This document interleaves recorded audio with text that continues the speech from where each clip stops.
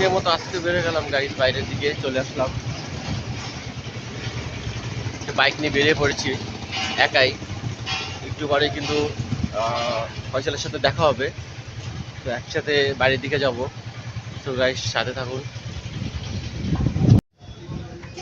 তো guys already কিন্তু ফয়সাল চলে আসছে।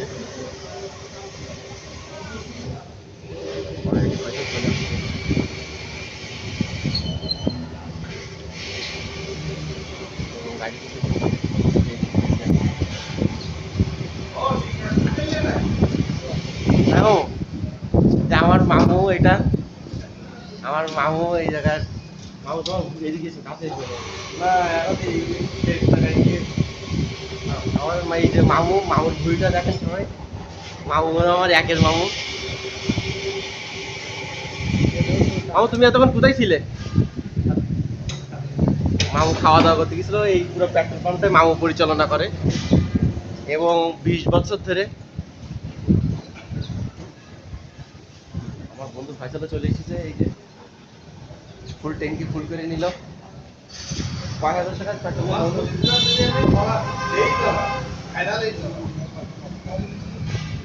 মামুর না তো ভাইরাল হয়ে যাবে। পুরা 1200 টাকার তেল ভরলাম আমরা এখন এই পেট্রোল পাম্প থেকে, এবং এই পেট্রোল পাম্পের কিন্তু তেল খুবই অ্যাকুরেট তেল আপনাকে দেবে। টোটাল 1200 টাকার তেল কিন্তু ভরে ট্যাঙ্কি ফুল করে নিচ্ছি গাইস। তো আমরা এখন রওনা দেবো এখান থেকে। মামু একটু হাই বলো। তো গাইস অলরেডি কিন্তু আমরা রওনা দিয়েছি।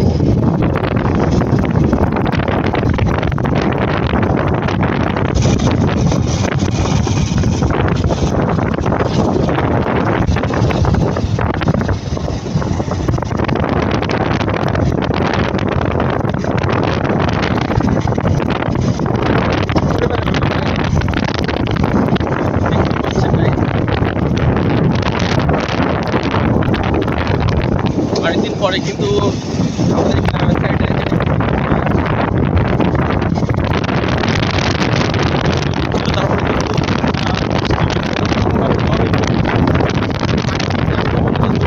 চারিদিকে দেখেন, চারিদিকে শুধু পানি আর পানি দেখতেই পাচ্ছে রাস্তাটা।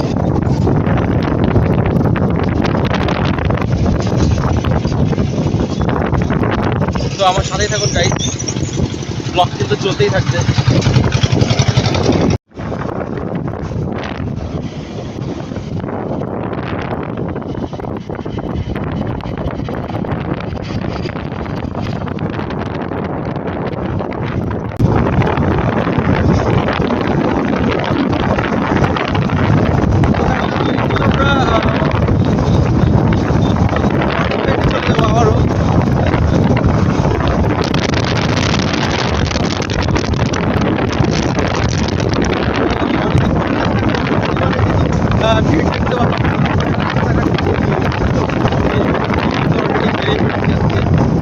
ব্লগিংয়ের জন্য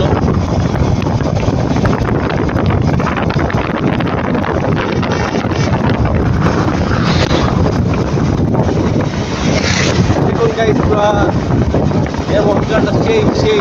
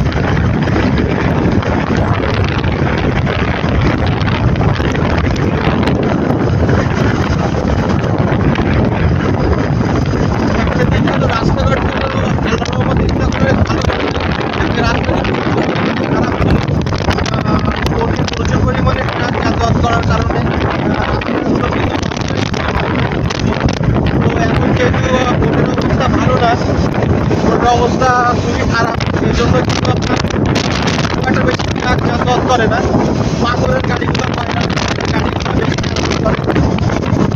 আমাদের এখন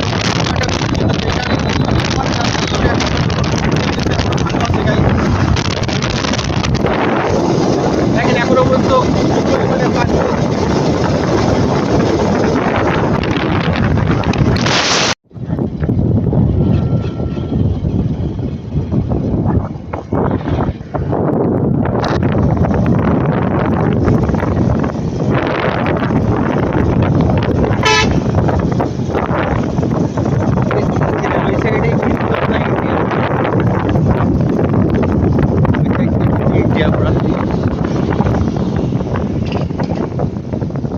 আপনাদেরকে ভালোভাবে দেখাই।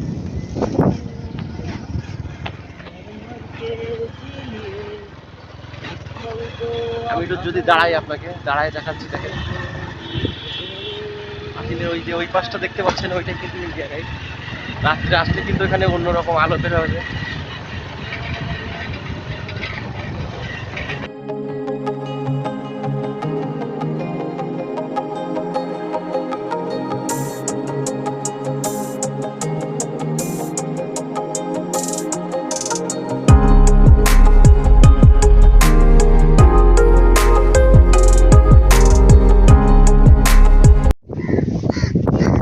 গাইস,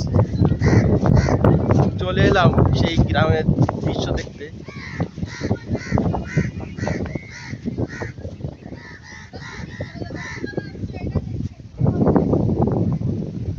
দেখেন এই যে পানি দিয়ে কিন্তু মাছ ধরতেছে, ছিপ দিয়ে মাছ ধরতেছে। তো আমার পিছনে কিন্তু দেখতেই পাচ্ছেন কত অস্থির সুন্দর একটা জায়গায় কিন্তু চলে আসছি গাইস। সামনে পর্যন্ত কিন্তু যাব এবং সেই সুন্দর দৃশ্যগুলো কিন্তু আপনাদেরকে দেখাবো আজকে। সেই একটা জায়গা মাছ ধরার। তো নেক্সট দিন কিন্তু আসবো, এসে কিন্তু ছিপ দিয়ে মাছ ধরবো। অস্থির একটা জায়গায় চলে আসছি গাইস। দেখুন প্রচুর পরিমাণে বাতাস এখানে, সেই একটা অনুভূতি লাগতেছে এখানটা এসে। মাঝে মাঝে কিন্তু আমি চলে আসি এই গ্রামের এই সুন্দরবনের পাশে, কিন্তু এই যে প্রচুর পরিমাণে মাছের যে ঘেরগুলা, এখানে কিন্তু চলে আসি ম্যাক্সিমাম টাইম, কিন্তু এখানেই সময় কাটাই। এই যে ঘেরে এই যে হাওড়গুলো দেখছেন, অস্থিরই একটা জায়গা। পানিগুলো দেখেন, প্রতিদিন রাত্রে কিন্তু আপনার মাছ ধরা হয় এখান থেকে।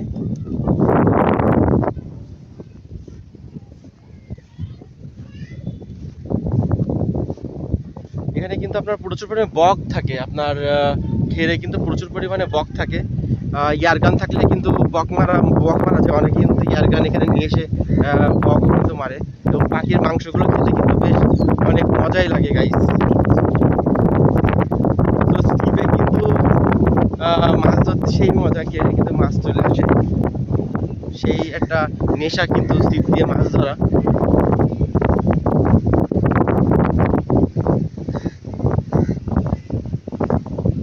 তো গাইস, আজকে কিন্তু এই পর্যন্ত। আজকে কিন্তু অনেক ঘোরাঘুরি করলাম।